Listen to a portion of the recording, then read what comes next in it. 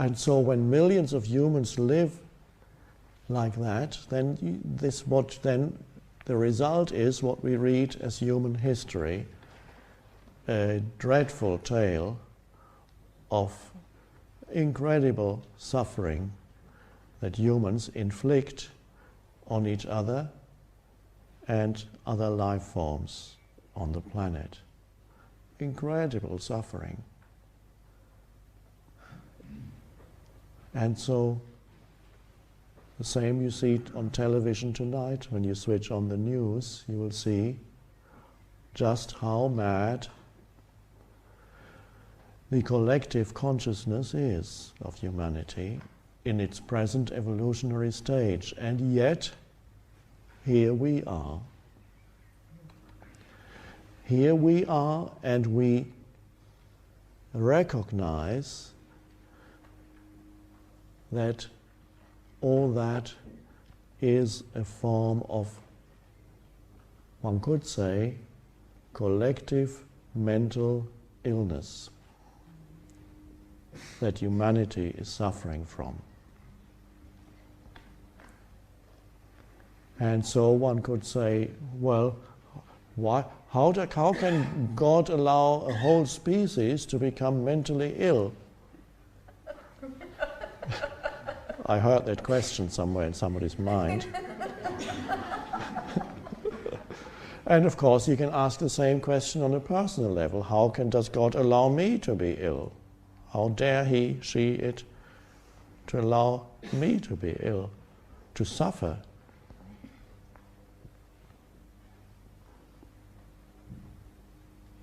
And of course, within the larger whole, everything has its place, and everything is as it should, including your personal illness for the moment. Doesn't mean healing cannot happen. But there are many humans here who were brought here, who would not be here if they had not suffered some kind of dysfunction in their lives. Physical illness perhaps, or some great loss. And so you can already see on your personal level that your suffering, your physical suffering, whatever it may be, to some extent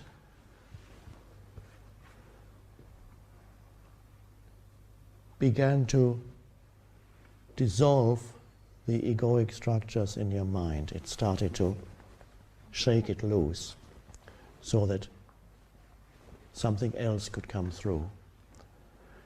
And you suddenly found yourself becoming interested in the present moment. And then you end up here.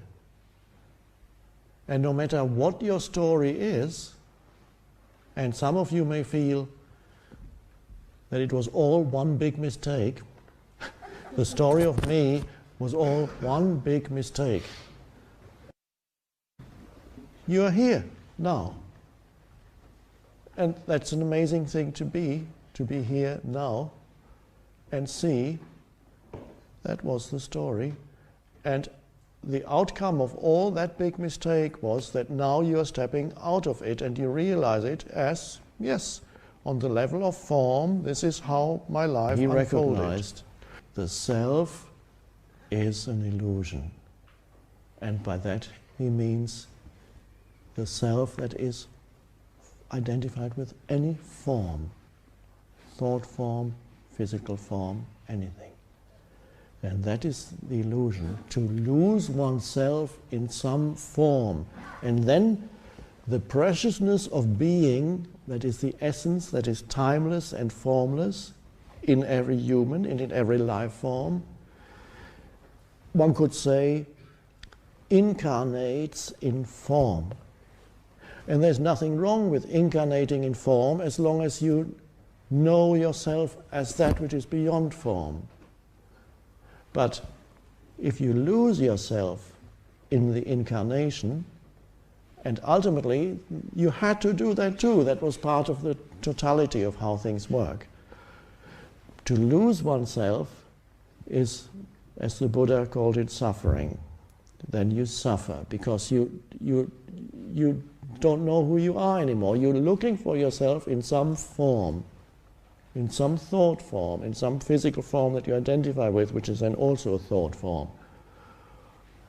Me. And so everybody is looking for the essence of their being, not knowing that the specialness that they look for is already the essence of who they are. But they can only find it when they stop looking for themselves in the future, through more. So the one place, it's all like some strange game. The one place where you truly can only find yourself in that one place most humans never look, which is the present moment. They look there for themselves. And to feel, I want to be more. On the level of form, you can temporarily be more. That's true. And then that dissolves again. But there is a level within yourself where more does not operate. You do not need to be more. You are already a full expression of the one life. You are already complete on the level of the timeless, the essence of your being. Now, the only reason why you needed time was you needed to be ready to hear this truth and recognize it as a truth. For that, one could say you need time to hear the message that to be who you are, you don't need time. But the paradox is, there are still many humans to whom this would be meaningless, and they don't come here. They need, in other words, they need more time. They need to continue to look for themselves, and they need to continue to be frustrated in their search. That is part of the larger design.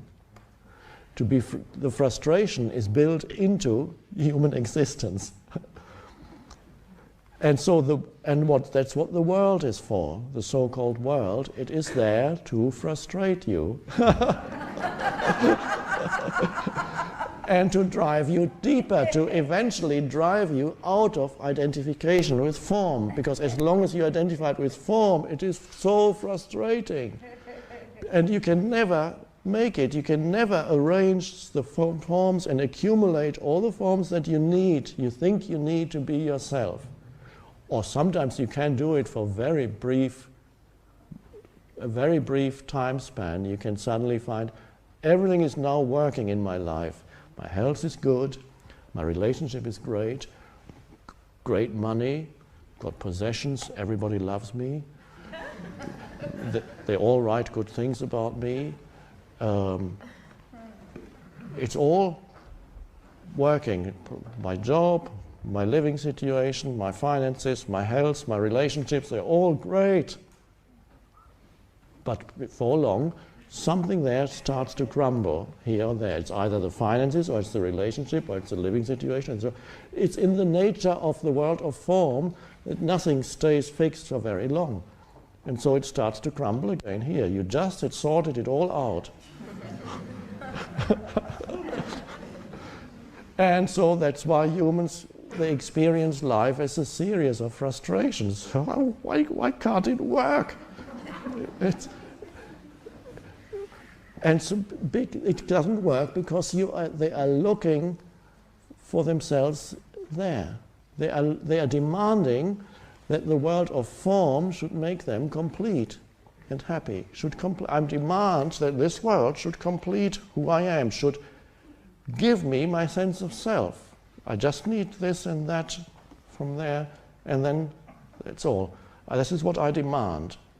And then it's not happening. There's something wrong here. Life isn't working. It seems to be working for everybody else, but it's not working for me. I read in the magazines, all the glossy people, It seems to be working for them. But only if you look at the glossy pictures. If you visited them at home, you would see that it's not working for them either. So it's built into living here is frustration. It's meant to be frustrating. This is the larger, the whole, there is a purpose, but people haven't seen it. So it's quite a relief to recognize, first of all, the world cannot make me happy. To demand that situations, people, places, or attainments should complete me or make me happy are bound to be frustrated, whether I attain or do not attain. Okay, so that looks very negative, doesn't it? And that's why when you don't go deeper, when you only see the surface, you see, oh, all is vanity, as the Old Testament prophet said. Vanity of vanities, all is vanity. I've seen it all. I can't remember the exact words, but I'm giving you a free translation. I've seen it all, I've done it all, and it's all completely meaningless. That's what he said. And that was probably an elderly man who had tried it all. And now, why did they put this into the Bible? Isn't it very negative to have such a statement that life is completely vain, whatever you can achieve is vanity? They put that in there because when you see the truth of it, you're already becoming free of it. The seeing of the inability of the world to make you happy, the seeing of the short-lived nature of whatever forms you encounter in your life, what is it in you that is able to see that and say, ah, or even laugh? What before was a dreadful story and frustration, you suddenly step out of your own story and see that your own frustrating story is not your personal dilemma, but the human condition. And you derived your sense of self from that, which is nothing personal whatsoever. It's the human condition. And that it's the human condition in its unconscious state, its unenlightened state. And that's what gave you your sense of personal selfhood, and that you wanted to cling to. And now you step out of it by simply seeing it. The seeing means something is arising that is not part of that unconsciousness. And that is why they put it into the Bible, because when you see it,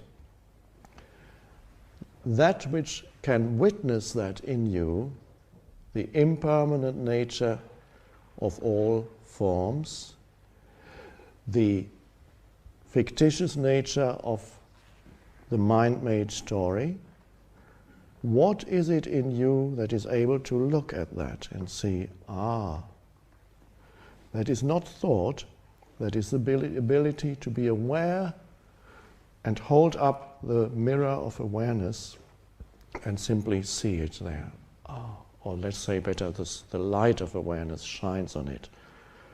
The light of awareness shines on it and sees what before you were trapped in, the frustrating story of my life. And there's no life that's not ultimately frustrating. It only begins, it loses its frustration when you do not look to the world anymore for your satisfaction or for yourself.